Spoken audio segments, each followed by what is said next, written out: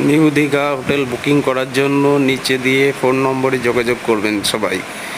এটা নিউ দীঘায় নতুন হোটেল হচ্ছে, আপনাদের রুমের জন্য প্রয়োজন হয়। যারা বাসে করে আসছেন তাদের জন্য সব কিছু সুবন্দোবস্ত আছে, রান্না খাওয়া দাওয়া আপনারা নিজেরাই করে নিতে পারবেন। সব রকম রুমের কোয়ালিটি আছে, double bed, single bed, maximum 3 জন 2 জন করে থাকতে পারবেন। আপনারা আসতে চাইলেন দীঘায়, নিউ দীঘায় নতুন হোটেল, আপনারা যোগাযোগ করবেন।